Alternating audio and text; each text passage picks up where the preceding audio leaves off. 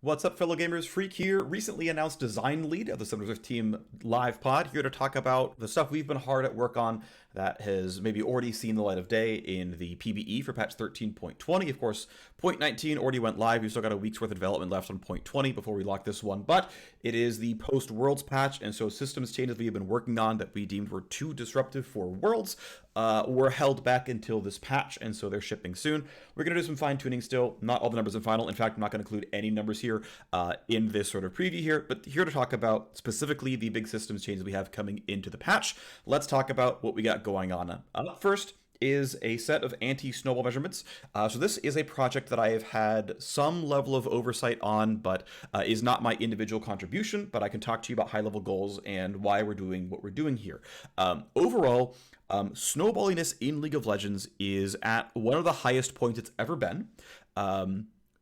More or less measured by can we predict who's going to win the game at like X minutes into the game based on measuring things like Drake leads or gold leads and kill leads and whatever else. Whole bunch of data says, can we predict the winner of the game with high accuracy? We are at one of the highest points in recent history for we can predict a lot of games as probably over by 15 minutes, again, at a very, very high frequency, higher than before, which means essentially the game is at one of its snowballiest states. We know that high elo games especially are more snowbally than low elo games. Certainly, if you're better at macro, you're going to throw your leads less obviously, so this is going to be somewhat expected even, but it is higher than our tastes, and so we're looking for ways to lower the amount of snowballing in League of Legends as the primary consideration for this section of work. As some other considerations here, individual snowballing is, I would say, sacred to League of Legends. So much of why the game is fun is the 1 in 10 games where you pop off, you're the superstar, and you are basically 1v9ing. That happening once in a while is good for League of Legends. That is what makes the game so fun. Is that once in a while pop off where you are the all-star, you are winning. Less exciting is when your good performances get immediately spread out to the rest of your team, and instead of you being up 1,000 gold and feeling awesome that you can win all your 1v1s, it's, well, we all got 200 gold, and so we're all subtly winning our lanes, and just in terms of the shape of snowballing, ideally it's more individualistic, it's more about you, and less about sort of acquiring victory points. Now, I do think the idea of acquiring victory points, if you're not a big board game fan, this is like, how do I want to describe it? Basically where, hey, actually, it's really obvious. Take almost any conventional sport, like tennis or football or basketball or whatever, and scoring points has no intrinsic value. You feel good that you scored the point, congratulations, but it has no intrinsic value until the game ends, and then the most points wins. A measurement like that, I think, has value in League of Legends because it allows you to say, here's something that we as a team want to play for. Here's a reason to group up. Here's a reason to have teamwork. But it doesn't matter in the moment, but it matters at the end of the day. We'll, oh, actually, you know what? Those dragons we got, yeah, they mattered now. And so that sort of shape, lightly, which is kind of what we're approaching here, is my mental framework of actually a pretty good model for individual power versus team power, where you can kind of score points and you can make yourself powerful, and then those eventually converge, at the end of the day. I want to sort of bring up one more thing, which is I think that there is an extremely high value in having good pacing to game-ending objectives, because if they don't exist, this means essentially if you're able to stack wave clear, you can stall the game out forever, and then just play late game scaling, and not interacting is the best way to play the game. If the game actually has frequent touch points that matter, then cool, you get a more action-packed game, you get an action-oriented game, you get one where interactions matter. I'm going to take another leap here, but I do think this is a fair leap to make, which is comparing professional League of Legends from around 2013 to 2017, and then the years after that. Basically, when we stopped the LCK era and entered the LPL era, was to me when League got to the point where early objectives mattered enough that you couldn't just have control over the lanes and slowly win a 3-kill-to-0 game, and then it's like, well, we secured the objective for Baron, and so now we kind of slowly end the game from here, and optimized play was You don't have to interact. You just slowly acquire your advantages, and you just win the game automatically because you've just controlled vision too well. Again, I'm sort of moving into different topics slightly, but whereas current hyper optimized best players in the world League of Legends play a very aggressive active game where there are constant touch points where your interactions matter because these objectives matter, because they're going to progress you toward victory, and there is a important delicate balance here, where you need these touch points to matter so that you can have an action oriented game. I think it's important that the high level strategic macro game is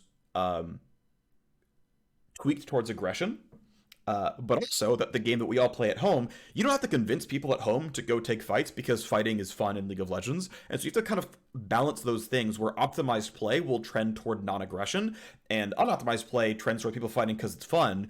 And you have to somehow like counteract the snowballing with the fact that it is correct for League of Legends to have frequent touch points where you either show up or you're going to start losing. And that's tough. To get that balance right is hard, but that is essentially part of the underpinning of what's going on here with anti-snowballing changes. So anyway, trying to lower the degree to which the game is overall snowballing in modern League of Legends.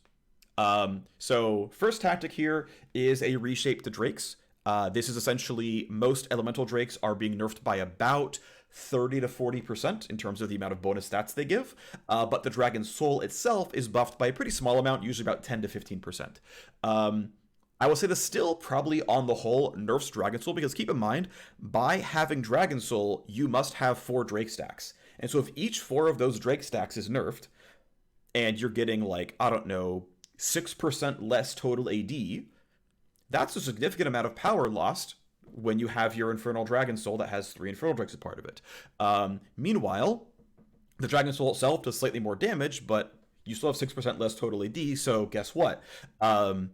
I think the tuning right now is that the functional power of a team with Dragon Soul is the exact same as it is currently on live, like the full total amount of power from killing 4 dragons, but every step before that is about 35% weaker. And so one thing that certainly is true is that Dragon is an incredibly important objective in League of Legends, and very frequently, the team that wins the bot side and gets to stack dragons is the team that wins League of Legends. And if you get all the way to Dragon Soul, that will be about as true as it is currently in League of Legends. But before that point, it is about 30% less true than currently in League of Legends. And so the overall value of playing toward bot lane is a bit lower. The overall value of that first early kill or that first early team fight that turned on the first dragon, that's less valuable as well. All the individual snowballing of getting a double kill or killing a turret or all these things, that's still there. That's still in your hands. Congratulations, you're double killed Draven. Nothing has changed about this. It's the, oh yeah, I won this double kill in bot lane. Nunu came over, we killed a Drake,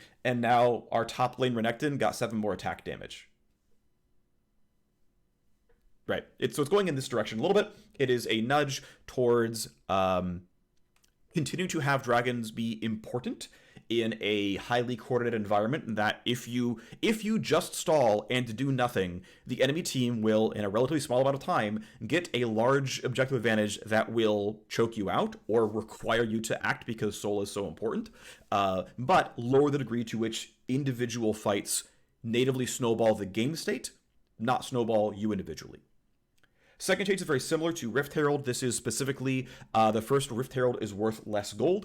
Much like the value of Drakes have been nerfed, the value of the first Rift Herald has been nerfed as well. Second Rift Herald, to my understanding, is unchanged here. Second Rift Herald is not all that valuable, and so the incremental gain, right? Second Herald has full value. The Herald charge is as good as before. The Herald itself is as good as before, but relative to that Rift Herald, individual Drakes are worse. First Herald is worse, so, by sort of osmosis, well, the second Rift Herald is, I guess, by comparison, a slightly better objective relative to other objectives, which I think is fine. Second Herald is far from being too strong, but First Herald, a little bit less gold, a little bit less value. Since it is often shared among everyone getting it, it's a little bit less individual snowballing anyway. Next thing is early death timers are getting shortened. This is level 1 death timers are unchanged. Level 10 death timers are unchanged. Between level 2 to level 9, it is about 2 to 6 seconds based on the level, not linear, but just sort of mix and match between 2 and 6 seconds. Shorter death timer for champions who die in the early game. This essentially says that if you do get put behind, again, the Darius or Renekton or Callista or whomever gets that kill still gets full value, still gets plenty of gold, still gets plenty going on. But on the other side, you are put out of the game a bit less. In terms of the amount the game snowballs, you get crushed a bit less. Your opponent is still pretty much full power. This, of course, does mean there's going to be points in time where, you got back in time to stop the lane freeze or to stop the push or something, right? This, of course, does have some impact because you're back on the map 2 seconds sooner, and so this has some impact in how the lanes interact. Yep, that's going to be true. The minion wave is going to interact a little bit differently because you're there to catch it in time. But I think pretty strongly the gains outweigh the cons, which is you got first blood, you got the kill, congratulations, you're more powerful, go spend your gold, go be more powerful, go snowball. And for the most part, nothing changes here. We've been playtesting these exact changes for over a month, and we're comfortable with these numbers. Again, it will have a non-zero impact in how the wave management is going to happen after the kill. Yes, this is going to be the case, but again, it's no faster than it is at level 1, and anyway, onwards from there. So this is, you get kicked out of the game less severely when you are behind, but you don't really get any worse to a meaningful degree when you're ahead. A little bit less snowballing without getting rid of power from the individual who's getting the kills and trying to level up themselves. Next thing, though, this actually will hurt the winning player, which is the value of plates is getting dropped. Right now, the tuning is from 175 to 125. The numbers are negotiable, of course, but this is currently saying that, hey, the total value, and this is like really aimed at top lane in how aggressively top lane kind of just ends. And this is the fact that, like, hey, in current League of Legends, it's actually not really the top laners that determine who gets Rift Herald. It's the junglers and everyone else rolling up to that objective. And then more often than not, it feels like that Herald is summoned top lane, and as top lane, you go like, wait a second, the enemy top laner got a bunch of gold because the jungler and the mid laner showed up, and then they got given more gold because the Herald charged the plates, and they got more gold from my turret going down, and where's my 1v1 agency? Where's my ability to interact with my opponent 1v1? And so this somewhat double dips in the top lane is an ally except when everyone goes to mess with you. It sort of disproportionately affects top lane in that way, but overall says, yeah, look, plates almost always by nature are going to be a little bit diffuse. Rift Herald, again, that gold is almost always shared with 2 to 3 or more champions, and the plates are usually shared among 2 or 3 champions as well. Also, this ends up being a specific jungle nerf because the jungler almost always is involved in the Herald kill, and the jungler almost literally always is the one getting the plate, at least half the plate gold from the Herald charge, because the Herald charge is guaranteed to give the gold to the Herald summoner, and then it might share it among everyone else who's around. And so this also has some individual jungle nerfs specifically as collateral, which we're more than comfortable with. Jungler is an overpowered role, and again feeds into Herald. So this does, nerf the value of Herald pretty significantly, though the turret going down, first turret gold, the total baseline turret gold, which is 500, all that of course unchanged, so, and the damage of Herald itself, so all those things are kind of unchanged from the value of Herald, but it's the gold value of killing Herald and the gold value of getting the plates down with the Herald charge. All these things are getting diminished, so of course it does lower the value of that objective. And then I think the last thing, the anti-snowball, no, we got one more, is a push toward runes. So this does actually start moving towards individual snowballing, but essentially this is direction that we are going towards pretty heavily here on the Summoners Rift team. I believe we're going to be doing it pretty well with items. We're going to be doing a second rune sweep as well in the 14.1 patch, but we're doing a light tap here, but it's largely saying, okay, look, there are too many attack damage and ability power ratios outside of your kit currently in League of Legends. And so the push here with runes is to essentially floor the attack damage and ability power ratios in the rune system in current League of Legends. There's very, very few runes with ratios that aren't keystones, and so it's mostly keystone changes, but things like Mana Flow Band and Demolish are certainly, we have eyes on as possible examples. I don't know 100% the exact change list here. It could be that Mana Flow Band, not Mana Flow Band, sorry, but Nullifying Orb, those rarely picked, to be clear. It's like, no, as a stance, right, gold scaling is going to go down in the rune system, and the idea being that, like, runes are going to have more baseline value if you don't scale, or you don't scale it with gold, but overall the gold scaling of champs is going down. I think in general, most of the feels of I'm gaining gold and feeling good is going to be intrinsically kit based, and I think compared to other sources, you will feel rune snowballing less, although this is, to be clear, some individual anti-snowballing here, because runes are individual and they're off your individual gold gain.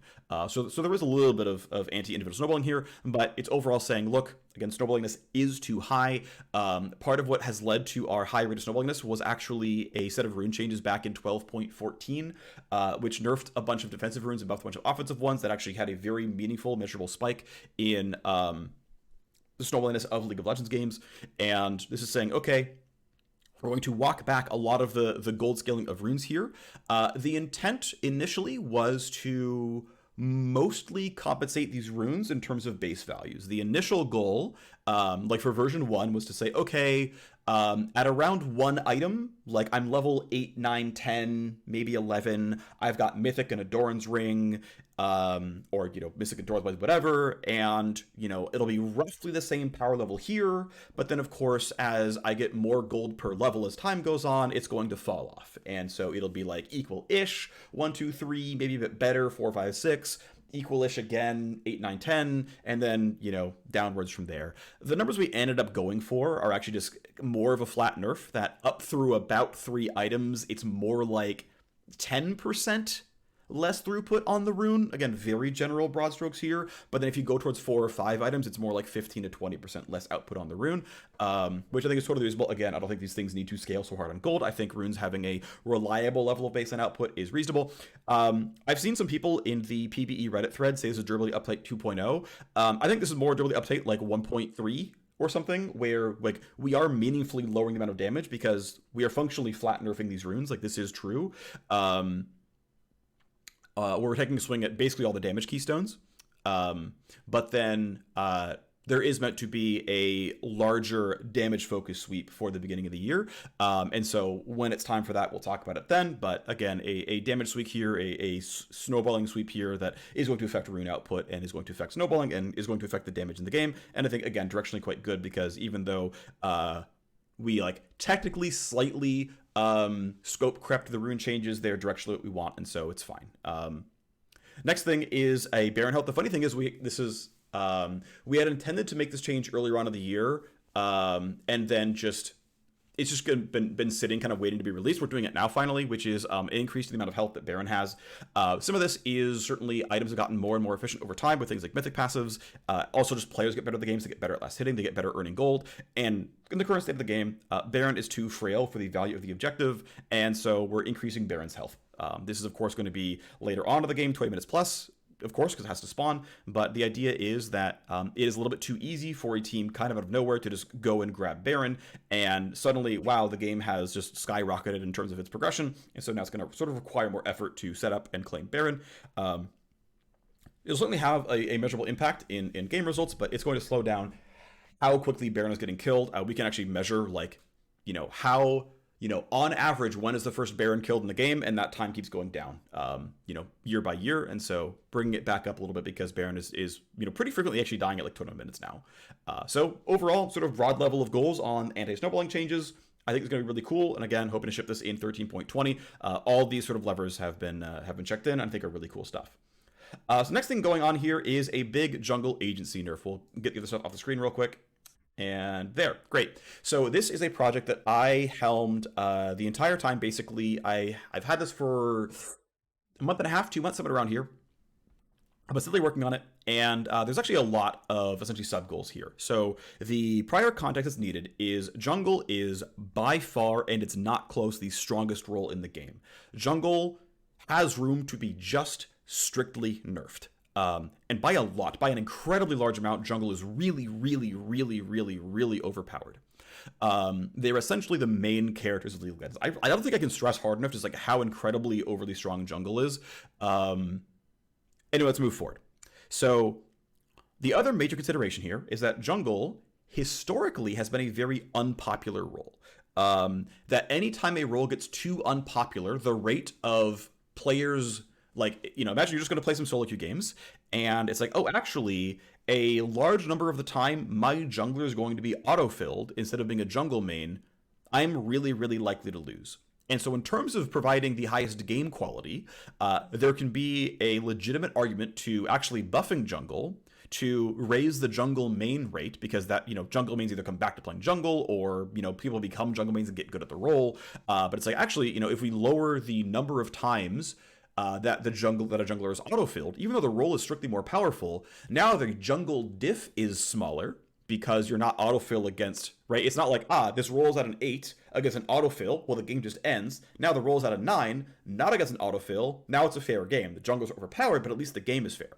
And so there's I think a reasonable argument for, like, there's some times where you can buff a strong roll for game health reasons. Our metrics right now indicate that jungle, essentially, we can eat some level of people deciding that jungle's not for them anymore because it's harder or less overpowered or whatever. But this is the kind of thing that we have to keep under sort of close watch, because there's essentially a threshold where we're not allowed to have junglers be this weak. This is what happened with AD carries, by the way, at the start of the year, where when preseason 2023 hit, a bunch of players ran over to play jungle and top lane, and AD carry ran below, or bot lane ran below the, like, oh shoot, people are going to be constantly autofilled here threshold. And so one of the very first tasks I was given, was told to do, was say, hey Phreak, go make some changes to raise AD carry, essentially role satisfaction, but get people to go play AD carry again. And what's nice is both the changes in 13.1b and in 13.10, again, I was handed both these. I know there's like a lot of memes around, hey Phreak buffs AD carries. I was given those tasks. I actually asked to be like, actually, I would like to give us mage items in 13.10. It was like, no, you should do AD carries. I was like, okay, I'll do that. Like, to be clear, the meme is there because I've historically mained AD carry. I was given those tasks. But again, the point was that when we're looking at 13.1 data, it was like, oh, wow, AD carry is below the autofill threshold. Even though the role isn't strictly weak, AD carries think their role is weak and people aren't queuing up for the role. We need to make changes that'll get people back into playing the game. And both 13.1b and 13.10 meaningfully improved bot lane pick rates such that we weren't seeing the autofill problem anymore, and then we get to slowly nerf the roll back down. It's still kind of marginal, but hey, whatever. Anyway, so part of why nerfing jungle is so valuable here is most other players, except for supports, typically, think that their role is too weak. And to be fair, that's true when jungle is the main character. That top laners are like, nothing I do matters, and that's true because bot lane as a duo means more than any other individual lane. There's 2 players there, and jungle as a role means more than any other individual role. And it's like, well, yeah, there's just only so much real estate left for top laners. This really sucks. Like, I'm sorry, life is really bad for you. Like, I agree. But I think one of the best short-term tactics going forward, ergo this patch, is jungle needs to be a whole lot weaker. Agency is a zero-sum game. If jungle has less agency, everyone else has more. And that's a really good thing. And part of this as well is it has been identified by highly skilled players, especially, you can track this based on like MMR from internal data, is better junglers understand they should go to bot lane. And that is hard to solve. Again, things like Drake value versus Herald value versus other stuff. There's very difficult longer-term projects that can try to unwind this in terms of like how the map is interconnected and whatnot. But in the short term, it's like, yes, junglers all can't bot. Junglers are OP. They determine who gets kills. Bot laners, someone goes 3-0. Okay, well, how could a top laner possibly matter if every jungler goes bot lane, stacks Drakes that are OP, kills bot laners that are OP, are themselves OP? Yeah, of course top lane can't matter, right? And so there's a lot of cascading factors that, look, I think we're about as strong as we can be on top lane items, or roughly as strong as we can be on top lane runes and other systems, and something has to go down because we can't really bring those things up anymore. And thankfully, again, with Drakes being less valuable, some things go down. Cool. Okay, let's talk about no jungle and what's going on here.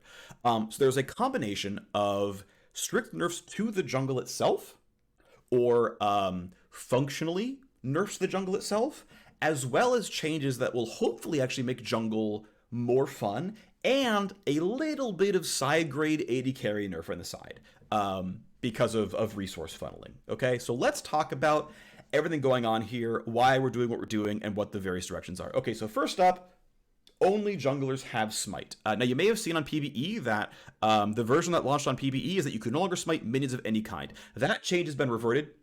Smite is going to go back to the way it is currently on live, which you can smite minions of any kind. If it's a pet, they take champion damage. If it's a lane minion, they take monster damage. There's some really minor stuff here around tier 3 smites AoE damage is 100%. It now just hits all the monsters. So basically you now will one-shot the small raptors if you're a single target jungler. But otherwise, it's a pretty light touch. It's not meant to be like, we've made jungle more fun, you one-shot the Raptors now, but it's like, this thing could just do 1200 damage to every monster. It's just, it doesn't need to do less. There's no reason to have it do less. Let's just have it do the full damage to the entire camp. It's just kind of free. This will speed you up in a couple of cases once in a while, whatever. Like Kha'Zix cares because Kha'Zix doesn't one-shot the Raptors. Wants isolated Q. Congratulations, you get to fly to the moon, right? It's a little bit of something. It doesn't mean a ton, but it's there. It's a small change to Smite. Okay, great. The bigger changes are that PvP Smite is hard capped at 40 damage. So here's the thing. Junglers, as I said, are kind of the main characters of League of Legends because they are essentially full power PvP combat. If you track junglers' kills and assists, they are relatively close, but slightly higher than any other role in the game in terms of like kills and assists by minute. It's actually not that much higher than other roles, by the way. It's not extreme, but it's like, junglers on average have slightly more PvP combat than other roles do in terms of getting kills and whatnot. So clearly they're successful in PvP. And of course that's early game before you might even evolve. So, whatever. Okay, fine. But if you look at their sort of game agency by time, it's actually not really, really absurd 1 through 6. It's actually into the mid game where the value of better jungler wins is actually the highest is mid game through late game. And you get really, really late individually, it doesn't matter because everything else means more. It's just team coordination. But for like the entire mid game, jungle is the clear number 1 role. And it's actually not the case for like minutes 4, 5, 6. Like, of course their ganks matter, but like so does everyone else. So it's actually not a huge thrust at nerfing the like level 3 through 5 jungle experience. It's actually aimed at mid game. With these changes here. The aim is at nerfing mid to late game jungle, where they are consistently the number 1 role in the game. Okay, anyway, so yes, Smite deals less damage to champions. Junglers are still the best role in the game at securing neutral objectives. Of course, they're not better than people at killing turrets, Rift Herald notwithstanding, Baron notwithstanding. Baron is a game ender as well.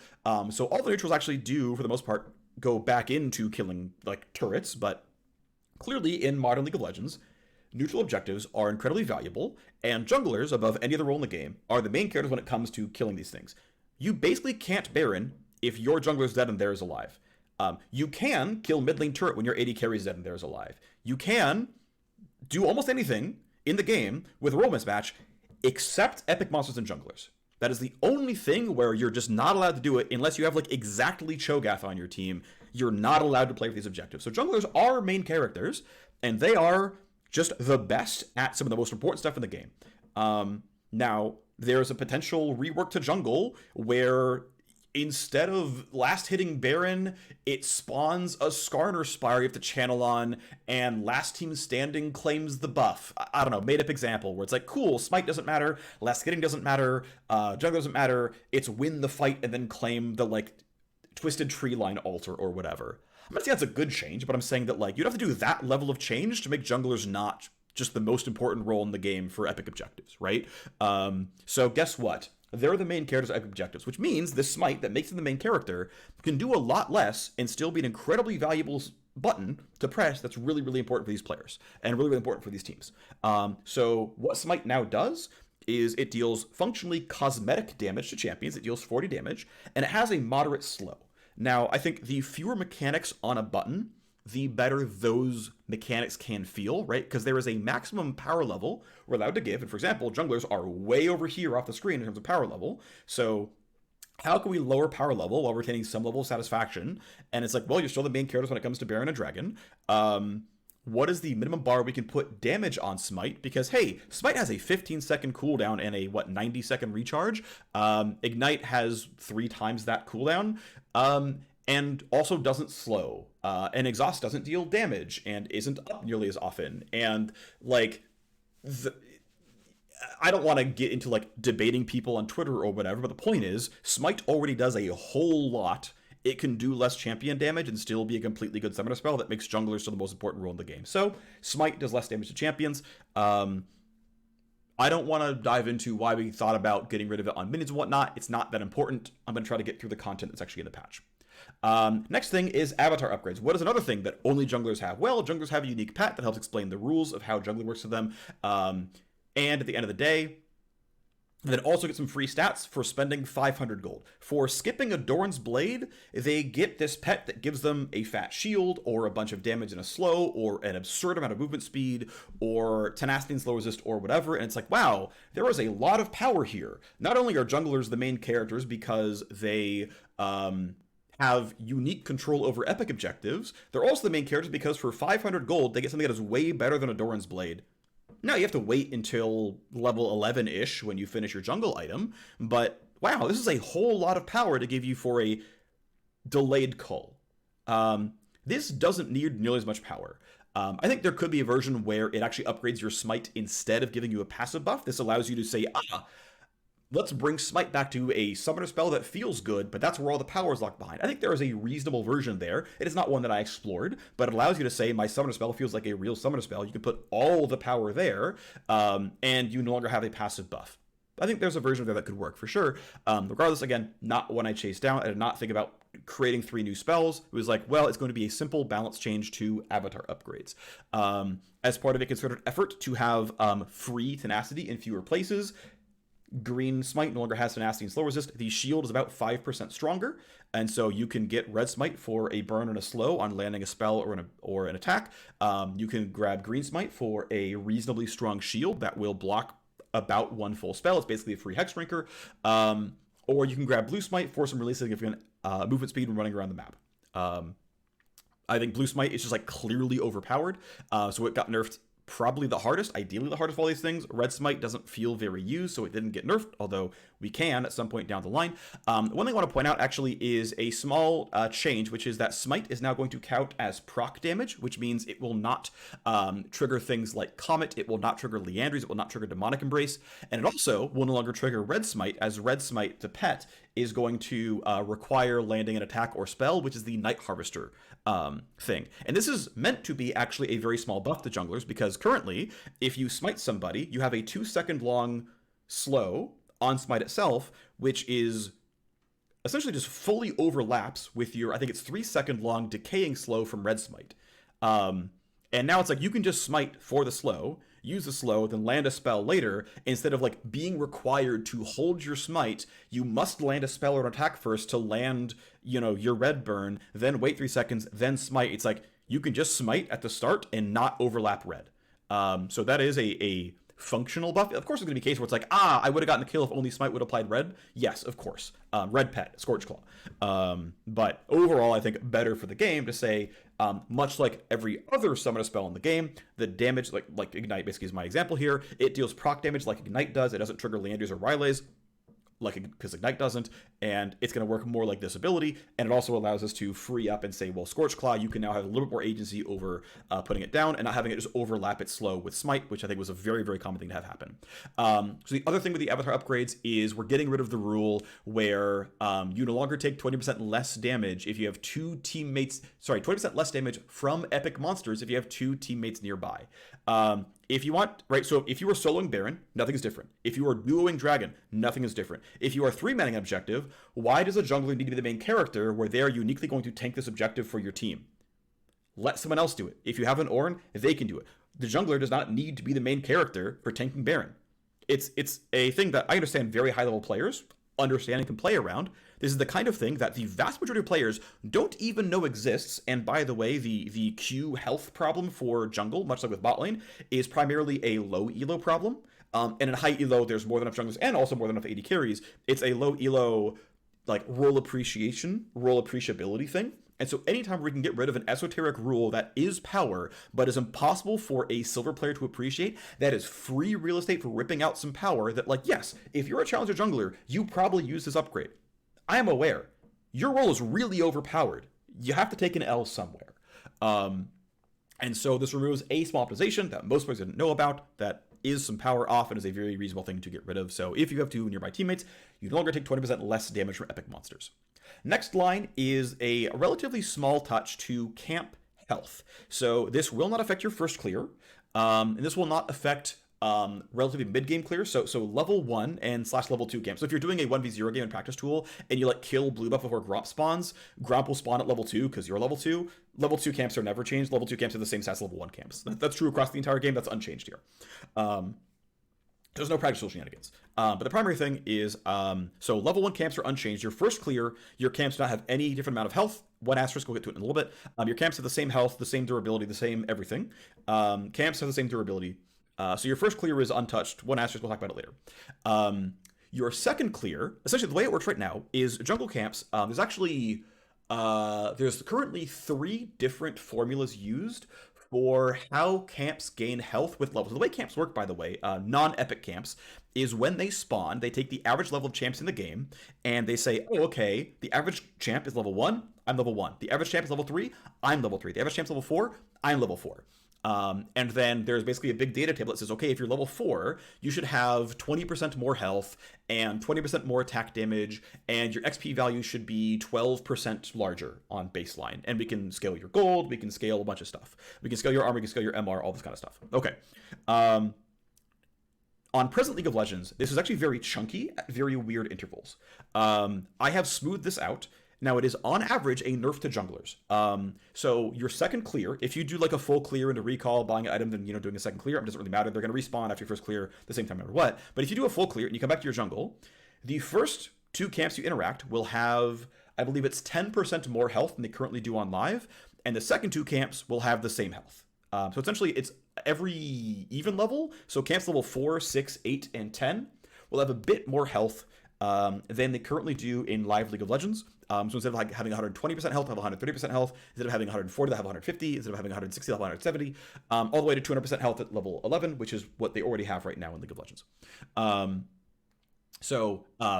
About half of like your second and beyond clear will have about 8% more health, 7% more health on the camps.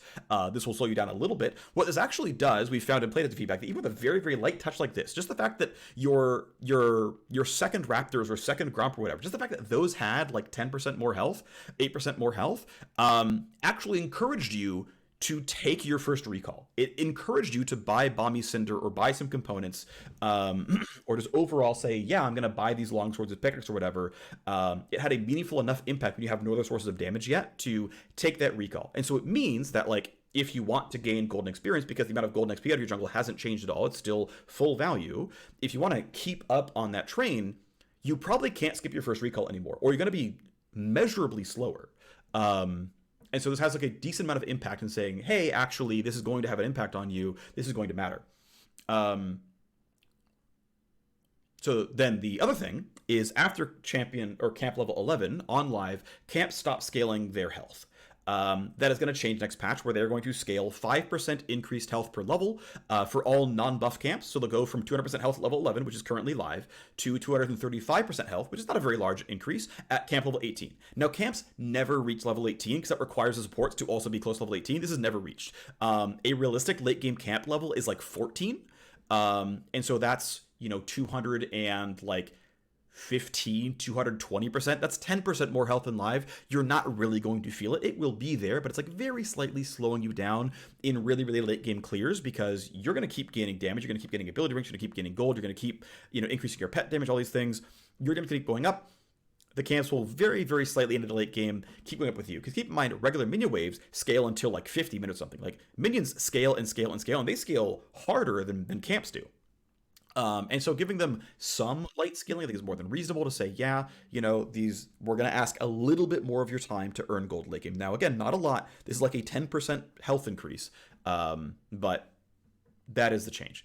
Now, and then the other thing I said, there was an asterisk, which is that, so Large Raptor is one of the camps that has a really weird, like, health growth curve. So Large Raptor on live spikes really hard after your first clear, and then slows down and meets all the other camps at like level 11.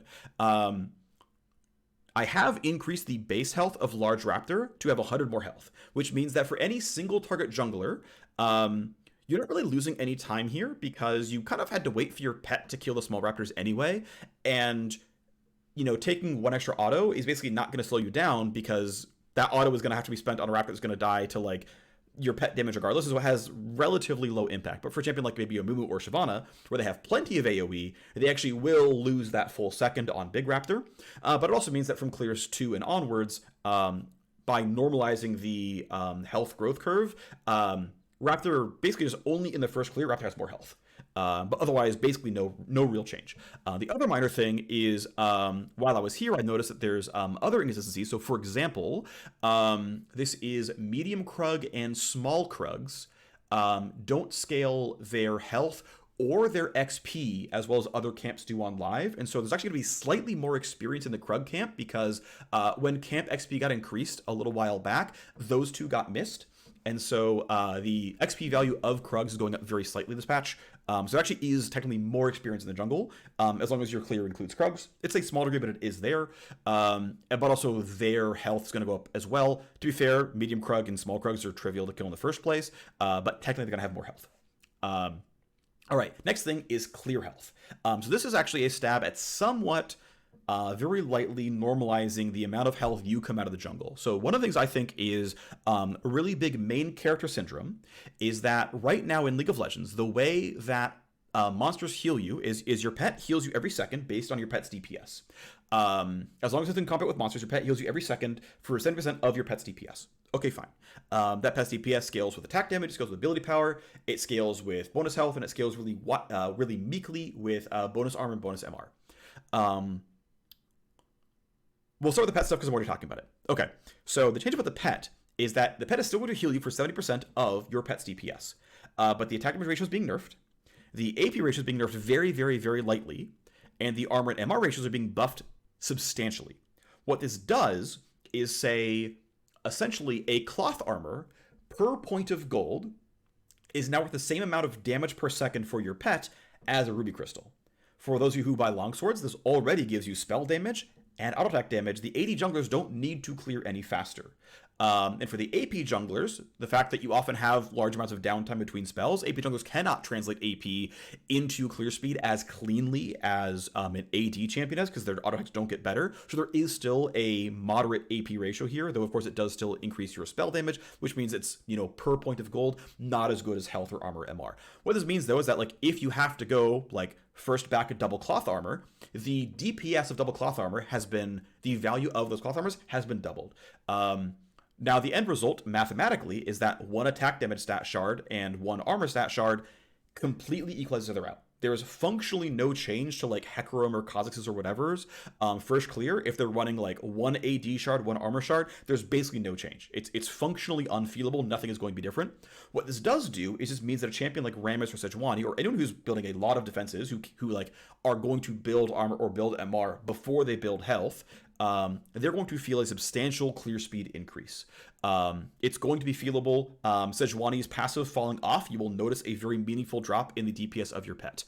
Because that is true, because there is a really high-end, nearly abuse case here for essentially Rammus, there is now a cap on monster healing.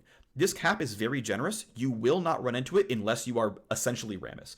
Sejuani does not run into it in a conventional build, but very, very late on to the game, if you're Shojin, Gore Drinker, and then another health item on, let's say, Jarvan, he can run to that cap because the health ratio is actually pretty generous. This is actually what it was doing, was giving a pretty generous fighter clear speed buff because these fighters are getting value from health, just like tanks are. They're getting value from attack damage, just like tanks getting value out of their armor. And they're also getting better auto attacks. And so, are tanks not allowed to farm? Because one thing I want to point out is that if you are playing top lane Malphite, you probably don't have prio in your lane. Your wave clear is going to be slow. You're going to buy a Sunfire Cape probably or whatever, but you don't one-shot waves. It takes you longer to clear the waves. However, no matter how fast you clear the wave, the minions are still coming in. And if you're going to last hitting, you still get perfect gold per minute. And you literally can't further increase how much XP per minute you get. So it doesn't matter what you're playing. You have equal license to earn gold and XP.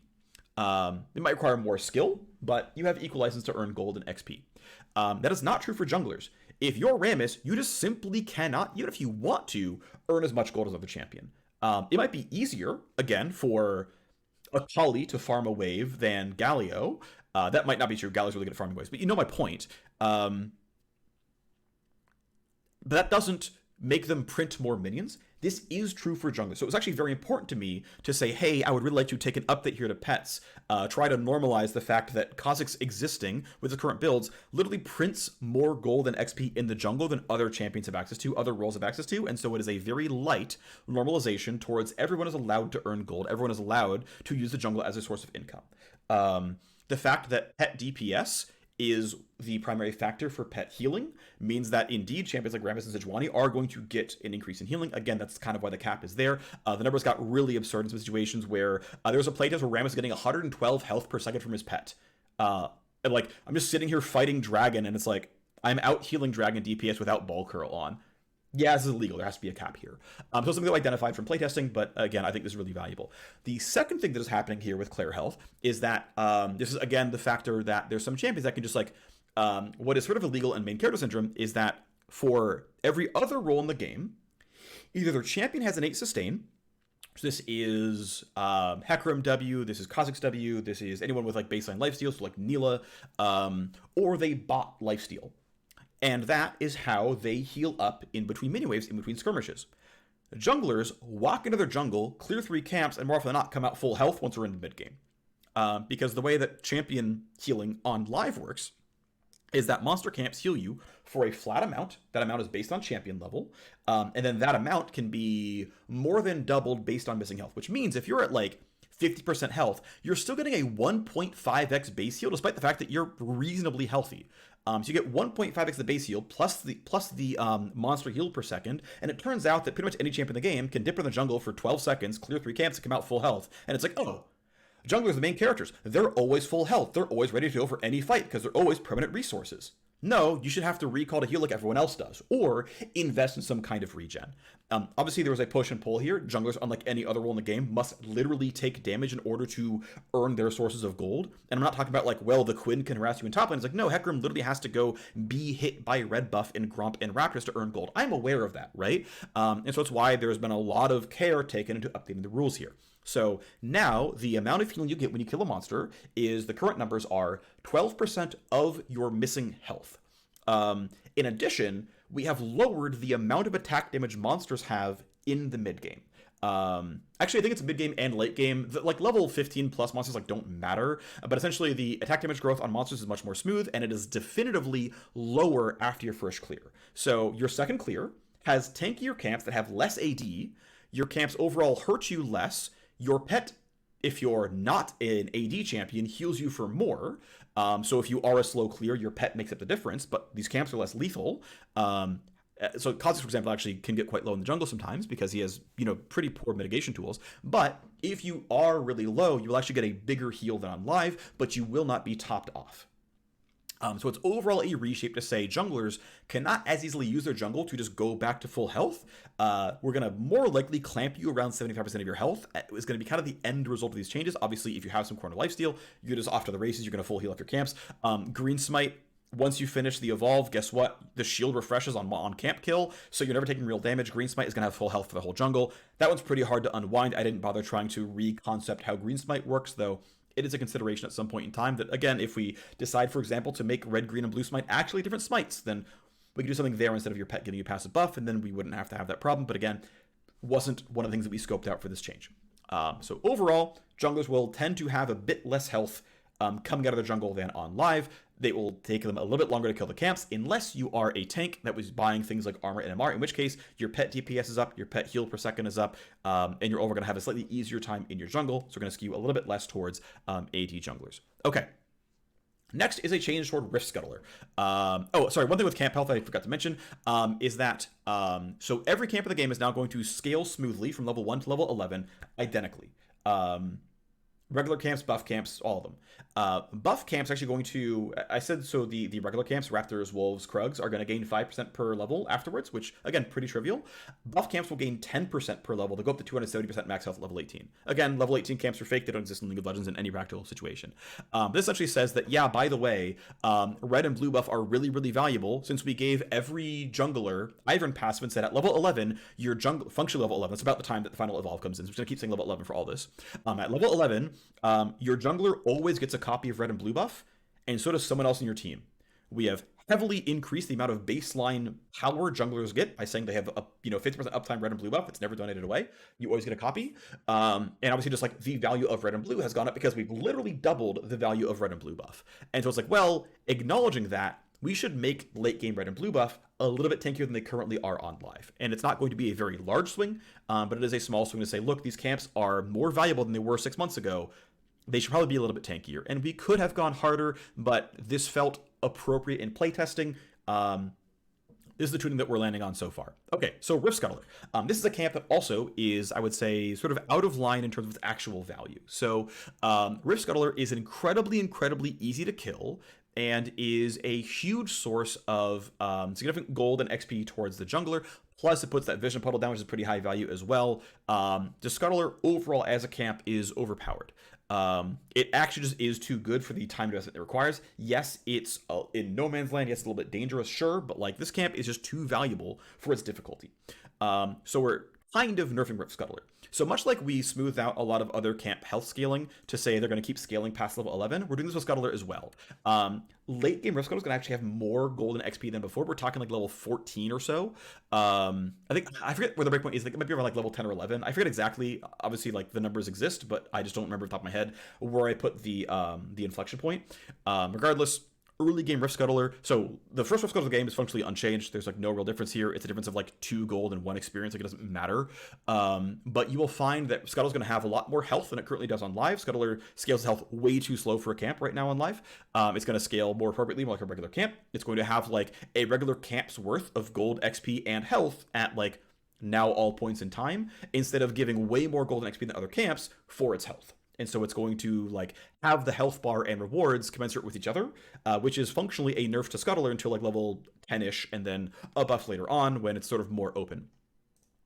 Next thing is a very big set of changes, which is anti-poaching. Okay, so I know throughout a lot of this, it is largely nerfs the jungler. Some of this stuff is a buff to a certain set of junglers. Here is the first buff to jungling as a role. Anti-poaching. So what's going to happen? So currently on live, your jungle item says you do 20% more damage to non-epic monsters. Also, every large monster has 20 armor and MR, which really means you just, essentially, your camps don't have resists. But for regular champions, large camps all have 20 armor and magic resist, which means they take roughly, I'm rounding here, 20% less damage. That rule is changing to large camps now have 42 armor and magic resist. Small camps all have 20 armor and magic resist, and your jungle item gives you 42% increased damage to the jungle. What this means is nothing has changed for you as a jungler. Your experience of clearing your red buff, your blue buff, your Krugs, your Gromp, nothing has changed for you, including Dragon and Baron, because these rules don't apply to Dragon and Baron. Your clear is going to feel literally identical. Nothing is different here from these stat changes. What will change is like Sork Shoes will be slightly less valuable against blue buff and slightly more valuable against small raptors. If you get a source of percent pen like Jarvan Q, that's just better than it currently is on live. Wukong Q, a little bit better than it is on live. There's, some trading back and forth, right? Serrated Dirk, a bit worse against red buff, a bit better against small raptors, whatever, right? There's like a little bit of trading back and forth, but it's so small it doesn't matter. No one's gonna be a big bounce outlier from this. What this means though is now every camp in the game has 20% more health than it does on live to non-junglers. And that anti-poaching measure is going to multiply with the camp health going up. And by the way, for most junglers, your pet's going to do more damage, which will help compensate for this. But for the other champions, they're not getting this. For the other champions, they're just seeing, hey, these camps are 20% tankier from armor and MR, and in some cases, another 10% tankier from more health. So this is a pretty meaningful decrease in the degree to which non-junglers will poach your camps. Now, we can only go so hard here. There are some top laners who, right, for split pushing, part of their agency is I side lane, I get cryo, I push, I dip into the jungle, I take Krugs, I take Gromp, I come back, and that is part of how I succeed as a split pusher. So this is not as extreme as it could be. And it's actually why non-buff camps are not buffed as much as buff camps in terms of health, because the like level 14 like side lane Jax case, part of the gameplay pattern is shove and take a camp or shove and poach the enemy camp, and preserving some level of that is valuable. So we're not swinging as hard as we possibly could, but it means that, hey, it's much more likely that the jungler is going to be allowed to get the last set on red buff or blue buff because, well, you're just way better at killing it, and so that 80 gold, that 100 something experience, that's yours. And so there is light anti-poaching to say your camps as a jungler are going to be up more often for you because other people are going to be worse at taking them. But there's also anti-poaching version 2, which is the other way around. So currently on League of Legends, you gain 40% XP from lane minions. If you have a jungle item, you get 40% XP from lane minions at minute 1, up until minute 14, where it's 75% of the XP from lane minions, and then the rule goes away. Unless there's a bug, if you finish your jungle item before 14 minutes, you lock in your XP penalty for the rest of the game. So I fixed that bug. But I changed the rules from 40 to 75 by minutes 1 to 14, and say it's going to be 30% to 100% from minute 1 to 20. It's going to be a much longer smooth scale, and instead of the rule going away at turret plate drop and jumping from 75 to 100, it's going to smoothly go and drop when Baron spawns, which is like, hey, we are clearly signaling a different state in the game. And what it's going to mean, the way the math works out, by the way, is over the course of time, junglers are going to get 8% less XP from lane minions across the first 20 minutes of the game. Obviously, there's going to be spikes where it's better, spikes where it's worse. Like, exactly 13 minutes in, it's actually slightly better than on live, but smooth scaling, not interrupt by your jungle item. Again, fix the bug where you got locked into an XP penalty if you, like, really turbo cleared your jungle and got your revolve done really soon. But overall, junglers are going to get 8% less XP from lane minions compared to the live game until 20 minutes in the game. And then the rule is gone, and you can move on from there. So we're, enacting some protections for junglers, but we're also saying, look, I understand by making the jungle a little bit slower, by making the jungle maybe put you out at slightly lower health, you're going to be more incentivized to like, well, screw clearing the jungle, I'm going to go gank people. Well, your rewards for ganking are going down. And to be clear, if we're like, we're just going to lower kill gold, well, that does a whole lot to nerf everyone else in the game for the sins of jungle being overpowered. This is a jungle-specific rule that says, okay, junglers, sure, it might be correct for you to push the wave out sometimes and get all this done, but you're not going to print free experience. You're going to get penalized here. If you need to do this, you can, but go back to your jungle. That's where you belong. That's where your protected source of gold and experience is from. And so it is a very light nerf to junglers with the gank. It's junglers holding the wave. And also this means, by the way, if you do get the gank successfully, this is one of the things that I've seen complained about most by junglers. I'm not going to say it's a jungle buff, but it's one of the things I've seen complained most about by junglers is the jungler gets a successful gank off. They kill the top lane. Like, congratulations, we did it. We got the wave out of the turret. And the enemy jungler walks over, finishes Gromp, and just like soaks up 2 waves and goes, I'm out leveling you now. You might have done a 6 camp and ganked, but I caught 3 waves. I'm actually ahead of you now. This goes down by about 8% with this rules change. And so it means that actually the value of your gank, in a way, goes up. Now, again, the early anti-snowballing things means that top laner respawns more quickly and is able to catch their own wave. And so these things do kind of feed into each other a little bit here. But it means that, yes, it is a nerf. The overall amount of resources that junglers are going to have is going to be a little bit lower. They're going to be, like, objectively, they're going to be behind, they're going to be lower than they are on live because they're getting objectively less XP from minions, but their camp's going to be up more often, not poached by their opponents. So it'll be up a little bit more for them, and, we'll see what the end result ends up being. I'm not against slightly increasing camp XP over the course of time or whatever to make sure the junglers have an appropriate amount of experience in the game, but overall that is the thing. One more thing in the anti-poaching is there was a rules update. So back in 15? I forget exactly which patch. We updated the rules on catch-up XP. The rule was that if you were down, and actually if I looked into it, so I actually know the script of how catch-up XP works.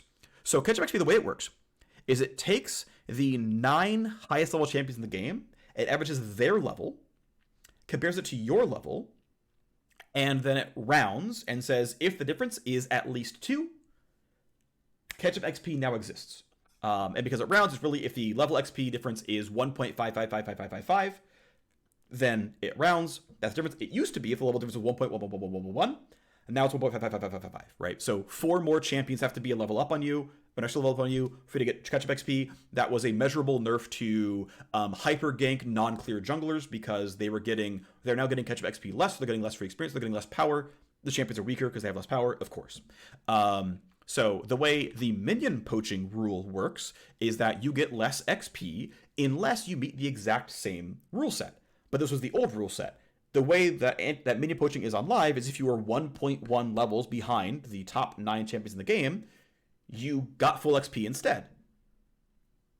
Now it's, again, 1.5 levels behind the average level in the game. So the amount of free XP that junglers get for being just slightly behind is going to require you to be farther behind. This means that an underperforming jungler will fall farther behind. This means if you are really good at putting an enemy jungler into the dirt, they have fewer ways to catch back up and catch up to your level. Your goal difference is still going to be, quite large, but they're going to have fewer ways to catch up to your level. So if you are a really high agency jungler, if you're really good, if you are a good jungle diff, player, you can more readily put your opponent into the dirt.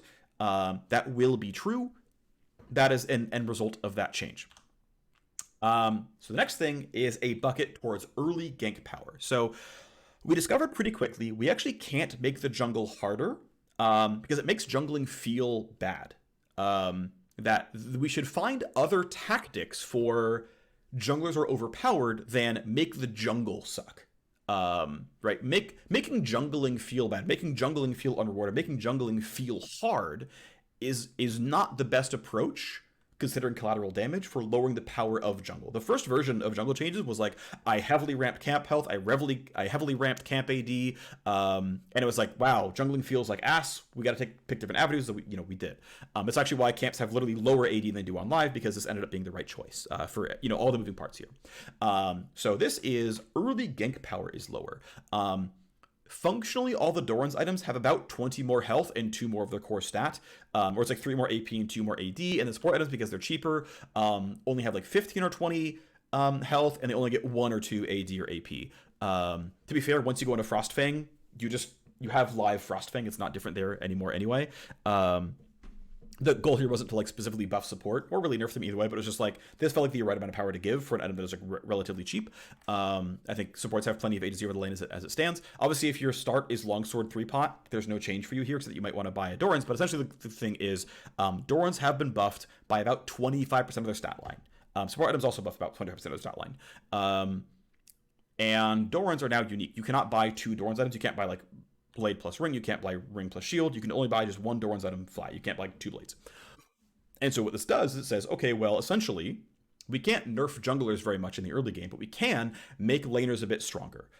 We can actually say, well, now, innately, you're going to have a Doran's blade with 100 health on it, so your baseline burst resistance, your baseline burst resilience is much better, and so you are much less likely to die to that level 4 6 camp gank.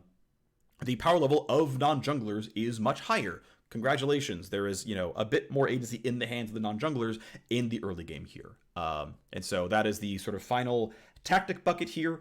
Again, no mistakes. The goal is to nerf the jungle. There is a very light amount of protectionism here. There is a very light amount of helping tanks feel better about their subsequent clears.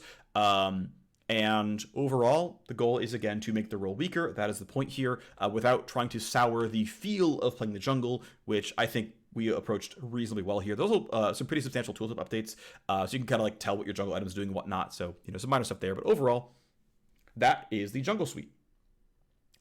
The next and final big thing we're going to talk about here, as we're an hour into the video already, is the fact that we're doing a K'Sante sort of update here. There's not really official title for it, but a K'Sante anti-pro skew update. This overall task ended up being kind of weird.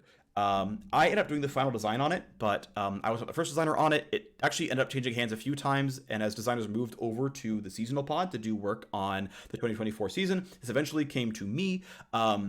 Most of the big pieces were already in place. I mostly did tuning around the types of large things that we were doing to the champion.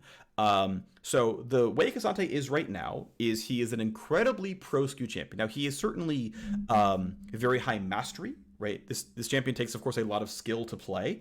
That's totally fine. We accept the fact this champion has a high mastery curve, has a steep mastery curve, and takes a long time to learn. That's totally reasonable. We're not trying to get rid of that. The problem is that his highly optimized gameplay doesn't have counterplay. That if you hyper-optimize K'Sante, it doesn't matter how good your opponents are, your entire combo always lands. And all of the agency is with you. He kind of breaks the rules of acceptable levels of counterplay in League of Legends when hyper-optimized. There's just also a lot of ear flicks and weird things that just I don't think are really working right on the champion, so some things that we're smoothing out and buffing up and trying to make better overall and feel better for the champion. Make no mistake, the point here is to make K'Sante much better in the hands of regular players at home, while still making him a high mastery champion, and lower the egregiousness of his top-end combo structure where there just is no counterplay. There's no room for reaction, no room for pairing, no room for anything. He just has all the cards. And so it's a mix of those two things at once, of bringing up the bottom end and bringing down the essentially illegal gameplay on the top end, while also trying to preserve Cassante as a high mastery, somewhat combo-oriented, very skillful champion who cares about gold income, wants the strong side, and be a agile tank, who also transforms from a tank into a skirmisher at various points in time. Okay, so the first thing is like some basic numbers changes. Really easy stuff here. This is his base HP is down, his HP growth is up, his armor growth is up, his early Q damage ranks 1 through 4 is lower. Basically just say, look, if you're going to play Cassante, right, this is functionally a scaling top laner. You're kind of meant to strong side him. It's like he's like the one strong side tank who cares about gold income. Well, it means your laning phase is going to be weak, and so you can get abused by other good players. It's a very easy tactic to use to say, hey, if you're in pro jail, we can just say your early game is bad, your early game is abusable. You can be attacked, so you can't just blind this champion every matchup, because there's going to be champions who can just beat you up. Great, easy tactic. This wouldn't have gotten us all our gains, but is obviously a useful thing to do in isolation. So next big thing is increasing the counterplay of the champion, because when optimized, Cassante does some frankly pretty illegal things that there isn't any way around.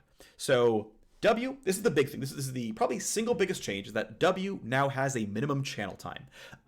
So on live, you can tap W and he gets kind of a guaranteed CC duration. That CC duration is enough to where you can E then R, or Q3 then E then R, or essentially, if you, with 0 cast time, if you are within a moderate amount of distance, you can instantly land a long enough stun by tapping W to hit confirm the entire rest of your kit.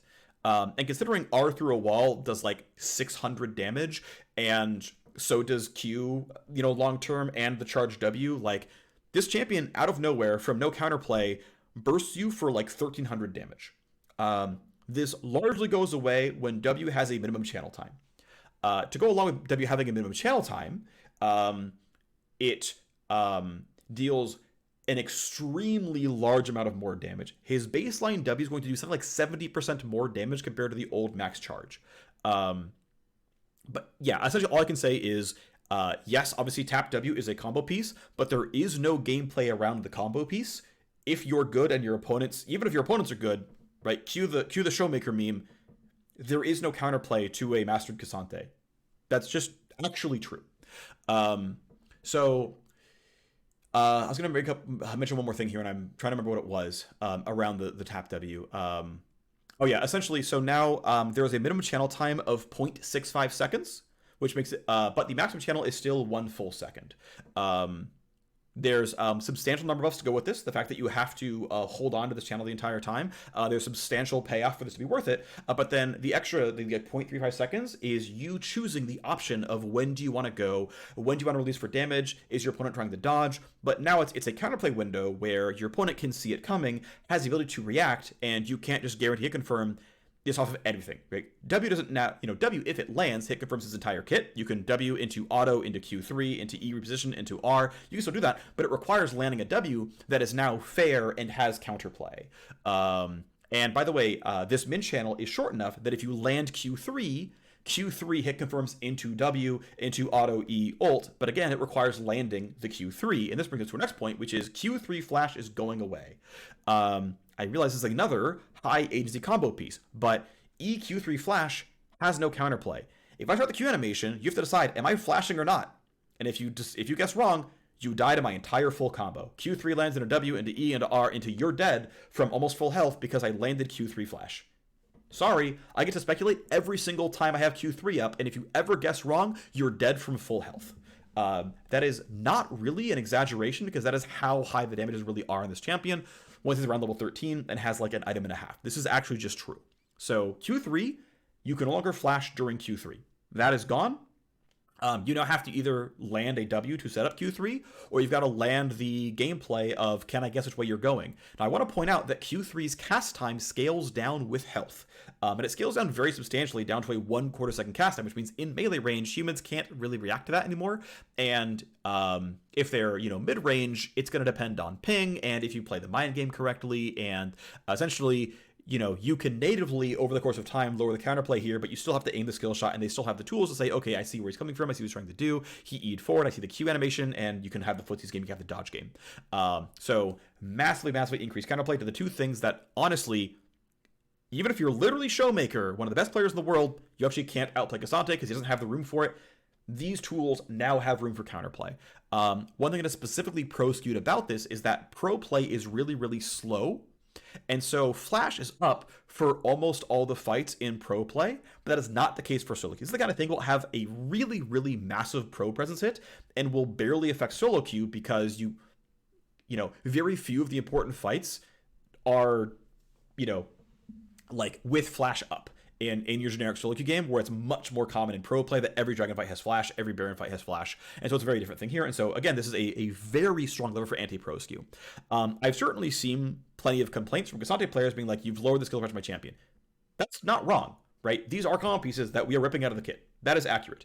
However, the only example I can think of off the top of my head of a champion where this happened to way back when was Rakan.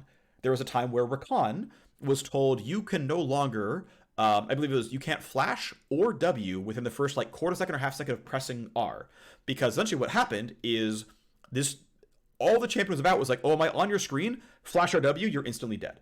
It's the exact same kind of combo here where if you are on his screen, you have no counterplay, Flash RW instantly works and Rakan is guaranteed to land the full CC combo.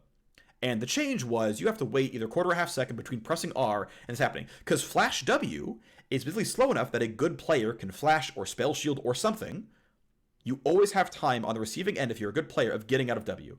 And it required that the Rakan players learn, I've got to R from off screen or do something clever, or R, then E to my allies, and then flash W. But it required the extra forethought. And we got to the point now where Rakan is a really well-beloved champion. He is currently the most picked support in Masters Plus solo queue worldwide. He is pretty strong, but it turns out that, of course, there was plenty of alarmist doom and gloom. Oh my gosh, Rakan is so clunky. Well, he is currently the funnest, most played support in high elo gameplay. So turns out that people found their way around playing the new combos out, and he is still an incredibly well-beloved champion and incredibly popular, and turns out he can survive this kind of change. In my experience, both as myself and other players played as Cassante still feels very good, even though these combos are gone. These buttons are very impactful, they're very strong, they feel really good. It's just different. Your combos are different. You no longer have tap combos, you no longer have Q3 flash. Yes, that's meaningful. That is a change. That has an impact. But there will be new combos, there will be new things to learn, and he will still be a highly skilled aggressive tank. Next thing is, this is kind of going along with the rest of this, is so Rakan does have a lot of hard CC combos. In the present tuning, W hit confirms Q, and Q3 hit confirms W. You can still combo things together, but the way in requires you to actually land a skillful skill, not a zero counterplay skill. But the thing is, though, Cassante R2 does a lot of, and by the way, it's been bugged the entire time. R2 never actually had an AD ratio. It says it does in the tooltip, and in fact, there is a calculation hooked up in the files, but the spell itself looks up the base damage value of R2, not the damage calculation of R2. So it's never had an AD ratio, it's always done the flat damage. So I found that and said, you know what, let's fix that, let's do it the right way. And so presently, R does not scale its damage off of stats that he normally buys. It deals magic damage and it scales off AP. The ratio is negotiable. Obviously it's a clear Silas lever, but essentially, the R will do a reliable amount of damage, and that damage is massively lower because this thing did 600 damage, and now it does 300 damage on a full hit. And the thing is, one of the things, and actually I'm not sure if it's here or not, but essentially it was possible to be oh, I've Q into tap W, I R you into the wall, R is going to damage, my Q is Q3, I now, I land my empowered auto into Q3 into full channel W, and R plus W is the highest damage spell in the game. You're Veigar nuking people with this thing. This thing does absurd amounts of damage on live. And it meant that if he confirmed the start of the combo, you are hard CC'd for the entire combo until he uses the entire kit and you die from full health. And so the amount of burst on this champion is going massively down. R is doing much less burst damage, and R plus W is also dealing about 10% less damage than it currently does on live, the way the numbers work out. R plus W is 10% less damage. R itself is around 30% less damage. Roughly, it's around that kind of ballpark. So the whole R through a wall into W combo is getting substantially nerfed in terms of the amount of damage output. He is going to be less of a burst mage. It's going to require more of a longer combat pattern from the champion. It's going to require you to cycle more of your abilities and keep up and play a longer, more skillful pattern. He's not a burst mage. He's meant to turn into a skirmisher. He's not meant to be an assassin. So lower the assassination, raise up the skirmisher profile, raise up the DPS profile. Okay, so the R plus W burst is going down.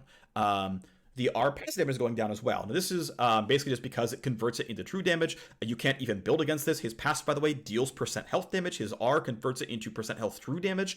The amount of percent health true damage then scales with his bonus armor MR. And so we get to the point where it's like, oh, this champion literally has scaling percent health true damage. Not even Vayne has that. Yeah, she can get her attack speed up, sure, but like she can't increase the number. Cassante does. That's probably a little bit illegal. Even if the numbers aren't that absurd, it's probably a little bit illegal. And so it means that, like, hey, if you're a tankier champion, he doesn't circumvent your entire tank profile. He's going to have some target narcissism because he still does have some percent health true damage via the R converting his passive into true damage and raising the damage a little bit, and the passive does deal some percent max health damage, but it's not going to be nearly as sharp as him silver bolting you after every single spell. An overall decrease in this, and saying that you are not going to die quite as quickly from R auto, Q auto, W auto. Next thing is a nerf to R1. So this is in highly coordinated play. A lot of the value of Cassante R is just simply insecting people, just simply saying, I walked behind you, I pressed R1, the stun profile is long enough, the amount I move you, the amount I move you is far enough that all I did was just like push Kaisa towards my team, and so she instantly died because I landed a functional suppression. I landed a point and click suppression that has like actual range on it. And so it's lowering the amount of pushback on R1. As compensation, the like base damage of R1 is going up a little bit to where if you just like can't find a wall, it's like a decent like 1v1 spell against Jax or whatever, but as like baseline functional team utility, it is getting a bit worse. The second thing is the R2 burst. I talked about this with the RW, but again, the damage of R2 going over a wall is being substantially dropped. Again, the scaling here was fake. It was never actually hooked up. I think no one ever knew because the 20% total AD ratio is fake in the first place, but that was there. It was a thing. So the R2 burst is going down. So again, much less of a burst mage. And the next thing is R plus Q3. So now, like Yasuo, pressing R resets your Q cooldown and your Q stacks. So you can like Q3 into R into immediately get another Q out. So you can do some spell weaving and do some spell sequencing, right? And like keep your DPS profile going. But you cannot essentially get Q2 cast and then hit confirm into R's long duration stun into Q3's long duration stun into full channeling of W because Q3 hit confirms W, of course. And so this is basically saying that, yeah, you don't get to have as long of a CC profile. Yasuo does this, it's totally fine. I think it's pretty successful overall, and so it works here as well, where you don't get to do as long of a CC chain if you're going to use Q3s before you go into ult. Again, the less time your opponents are hard CC'd, the more room this champion has for counterplay. As a random aside, a champion like Annie, for example, Annie has a pretty shallow mastery curve, which is unsurprising, but Annie as a champion is actually innately elite skewed. Some of this might just be pet controls, because controlling a pet is not the easiest thing in the world. You know, most players have not played RTS at this point in time, and so, you know, controlling two units at once is not a skill that everyone has. Sure, whatever. But a lot of it is that Annie has point-and-click stuns, which means the better you are at League of Legends, meaning your opponents, the more a point-and-click stun just says, yeah, it doesn't matter. I've removed all of your counterplay. I pressed my button on you, and my cursor was there, and I pressed Q, and none of your skill matters. You were just stunned. And so the degree to which you can unstun lock people, that helps slightly increase the like pro skew, where it's like, yeah, of course Showmaker can't counterplay. He's stunned for 5 seconds straight. That even Cleanse can't get rid of half the time. Okay, so these are, of course, a lot of nerfs, right? And the point of these changes are to give us the headroom by lowering all these pro-skewed aspects and all these frustrating aspects where he becomes a burst assassin and say, okay, we've lowered all this headroom. We have room for buffing the champion in ways that we think make sense for him, that make him more satisfying to play, that we don't mind raising the skill floor a little bit, you know, the baseline throughput of this champion a little bit, but we're not trying to dumb him down. We're just trying to say, look, If you're relatively inexperienced, you can have a slightly better game on him. No Briar It buttons here. But overall, just make the tools that he does have now that we've added, right, some pretty substantial requirements and abilities. Let's make them more satisfying, more fun to retain some of the fun of this champion. I will say again, I've had a lot of fun playing as this champion, as have the people that have played as it and have signed off on the changes. Okay, so the first tool tip, unironically, a tool to update on Q. So Cassante's Q cooldown scales with bonus armor and MR, and the Q cast time scales with bonus health. Now, it's very easy to tell when your Q cooldown reaches the minimum because you see that you buy cloth armor and the cooldown on the top right doesn't change anymore. It is really hard to know when you've hit the health cap for hitting the max reduction in cast time. Especially when you can't even say, oh, I know I'm playing Kaisa, and at this level with these items, I always hit the breakpoints because runes don't affect it and whatever. But for Cassante, runes affect it, which means that for Cassante, how many grass procs did I get? How many overgrowth stacks do I have? What else is going on here? Do I have mountain drake stacks? All these things all affect your breakpoints, and the breakpoints aren't in the tooltip. So now if you hold shift on Q, it will tell you how much bonus armor MR you have, and what the cap is for minimum cooldown, how much bonus health you have, what the cap is for minimum cast time. I think you'll be surprised how often, because I like look at the common Cassante builds and I realize, oh, these guys aren't buying enough health. They're buying Stone Plate where they need like another 900 health to lower the Q cast time. They will feel so much better playing this champion if they realized that they should build something that's not Stone Plate third, because holy shit, they actually need a lot more bonus health. And like he will feel like, dude, max health Q is like night and day on feels. Like trust, like there is such a feels change here for like this Q feels snappy when you have the max health threshold. So being able to show it to you and being like, hey, by the way, like maybe it's not Warmogs, but like, hey, go buy another health item. Like this is a huge feels increase, unironically, and it's because unfortunately it's not well socialized to players, and so I put it in the tooltip. Again, hold shift and you'll see your caps. But I truly believe this actually has a meaningful impact. Actually, maybe I should put it not in the shift tooltip and just on the tooltip itself. That's easy to change, but seriously, this is a very big deal. Next thing is Q responsiveness. It's actually going to affect more than one champion, but essentially, Cassante Q applies the global slow debuff. It's just a slow.lua. And slow has been updated as far as our version tracking like 9 times in the history of League of Legends. So I did like the 10th iteration on slow.lua, 14-year-old game. And basically, anyway, the whole point is to say, so Cassante Q is a very short duration, pretty sharp slow. Slow.lua doesn't immediately update your target's move speed when it applies to them. It waits up to a quarter second to apply the actual impact of the move speed difference, which means your Q can have up to a quarter second lag between landing it and actually slowing your opponent. You'll do the damage right away, but the slow won't. It will apply to them, but not do anything for up to a quarter second. Slow.lua now instantly says, no, update my stats, force update this, immediately apply. Q feels so much better with instant feedback slow. It is a very meaningful, very, very meaningful upgrade here. Yeah, it probably should work this way the whole time, but I'm just telling you, I found it. I'm like, wait, we should do this. This is a good change.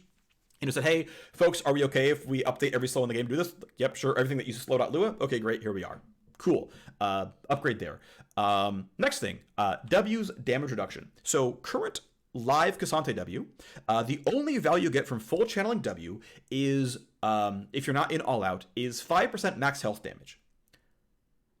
And this is like spending almost a full second channeling the spell. The only real value you get out of this is 5% max health physical damage, which means if you're against like Renekton in lane who buys steel caps, this guy has like 1100 health, you're going to do 55 bonus damage. That's going to be cut by half. You're going to do 27 bonus damage. Your total throughput for full channeling W is 27 health off the health bar. Why the hell would you channel this? Oh, and by the way, the DR is only like 25%, which means you spend this 1 second channeling the spell for next to no damage, and your health bar gets freaking deleted, because of course it will. 25% DR is nothing while you're sitting there in melee range trying to channel something. So W's DR is getting heavily amped to 40% DR to make the required channel worth it, where you actually can reliably use it as a skill test, a useful parry. You will block much more damage out of this ability. The cost also going down as well, so you can use it more reliably as an aggressive parry to say, I'm going to absorb this damage, then hit you back. The damage is being increased on W by about 70%. And this is the max damage of W is going up 70%. Of course, min tap W doesn't exist anymore. But as a again, nearly double the damage of W, nearly double the DR of W for the cost of you do have to do the min channel. But in terms of saying, okay, I see Jack leapfrogging at me, I see the Jarvan EQ coming, like, right? If Jarvan comes to EQ you, you channel the W, you ferry him towards your turret, it deals a bunch of damage, you can then, like, do a good auto into a Q, into another good auto, and just, like, you have way more combo power, and you have the tools to say, if you've held W, this is a really, really good, really big fight-turning tool. And because you're a scaling champion, K'Sante still has very aggressive level and gold scaling, and you have a weak landing phase because of the changes, your opponents will want to aggress on you. If they do nothing, you're going to win most lanes if both of you do nothing for a long time, because you will eventually outscale them, because K'Sante's late game is still very, very good. We'll talk about that later. But it means that they are going to try to trade on you, and it means you have now a good, reliable, strong tool in your W to use as both a parry and a trade opener, because W hit confirms auto Q. It does a lot of stuff here. There's just a lot of power packed in the spell. This spell is really, really meaningfully better. It's cheaper, it does way more damage, and the DR is substantially higher. And the choice I've made here with the damage reduction, this was already in, but I kept it when I inherited the project, is that the DR scales on char level. The most important thing is that the level 1 value is actually good, and it is now. But having the DR continue to scale on char level allows me to say that this tool will always be a certain amount of reliable. I think defensive tools should almost always be a certain level of reliable, unless they are really specific scenarios. These are things like Echo R and like Riven E, where it really, really, really is meant to scale off of offense and be like a snowballing sort of tool. The DR and K'Sante W, I don't believe falls out of that category, and so it is a solid moderate amount of DR. I think the DR matches the physical DR of Irelia W. Her magic resist reduction is only half this, but this is basically mirroring Irelia W, which feels like really fair numbers. The damage, again, very, very high. Comes with the dash, comes with the stun. Also, the CC is getting buffed as well. Of course, tap W doesn't exist, but the stun is now the highest maximum value. It is a 1.25 second stun, even at rank 1. So the second layer's ability, you have a button that has a lot of room for counterplay, that has a lot more damage, a lot more crowd control, it's cheaper, a lot more DR. Everything about the skill has been increased. It just requires you to channel for 0.65 seconds with the optionality of channeling for up to 1 full second to get more out of it. It's always max distance, always max CC, always max damage. This button does a whole lot more, and it just asks you to rely a lot more on this button for your kit's output.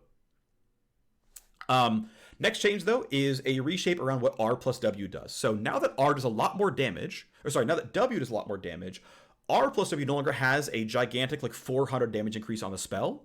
It simply makes the spell faster. It drops the min channel to 0.5 seconds, which I think is more than generous. Like, now that, also, by the way, RQ now slows. So, like, you have your quarter second long RQ slow. W is very fast. It goes very far. It's only half a second. Like, unless they flash, like, the Q slow will functionally hit confirm W, but it's not a stun lock combo. It's, I'm going to land my tools are reliable, but, like, there's room for the counterplay, right? You can flash, you can spell shoot, you're not just stun locked for this whole thing.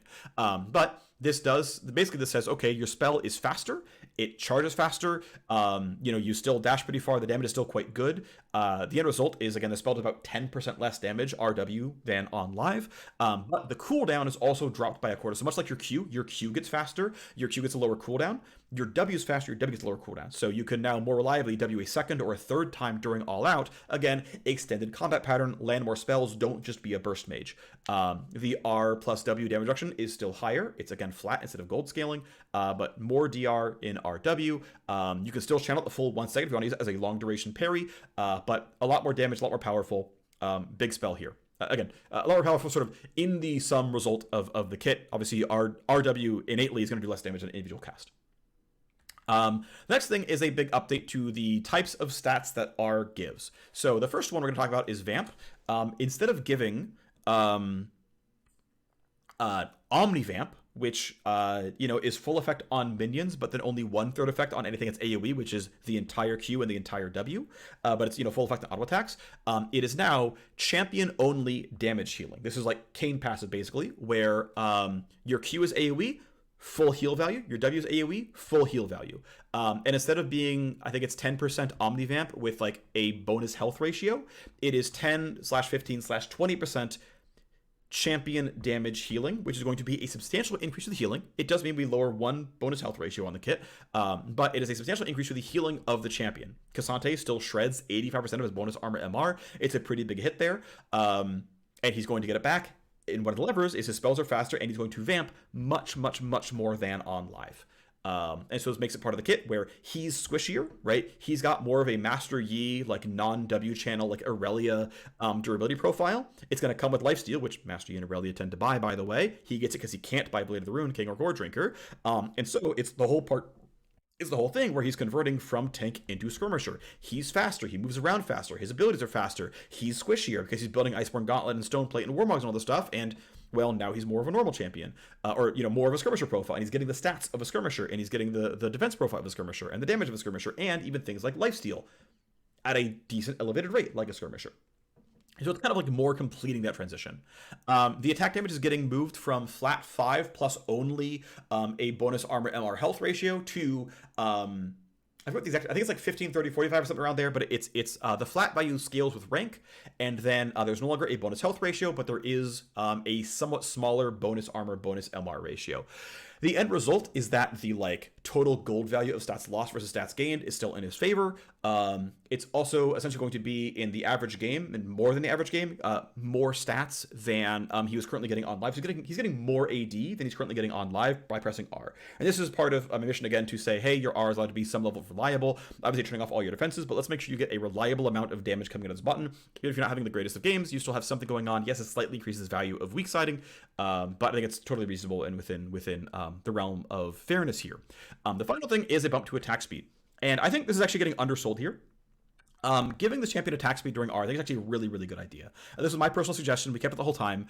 It essentially says that in times where your Q and W are on cooldown, you have strong auto attacks, right? This champion gains 70-something attack damage. This guy has 200 AD, but of course he can't buy attack because attack speed is innately a bad stat on him. One of the posts I was like, why do you want attack speed? Attack speed is a bad stat. Well, attack speed is a bad stat when you don't have 200 attack damage. When you have 200 attack damage, attack speed is a good stat. When you heal for 20% of your damage out to champions, attack speed is a good stat because you're healing for 20 health per auto attack. That's good. That's powerful. That's useful. It actually makes your because your entire animation gets faster with attack speed. It means Q auto comes out faster and gives you more time to sequence. In fact, your ability to Q auto W is faster because he has attack speed. You can actually tighten up your combos and get a little bit more done, but it also means that, yes, when your spells are on cooldown, you have a follow-up pattern of attacking people. You don't have to be a burst mage because when you're between Ws, which is still a 12-second cooldown, you have a gameplay of autoing, keeping up, and autoing and doing stuff and getting stuff done. That's actually useful. There's some gameplay there.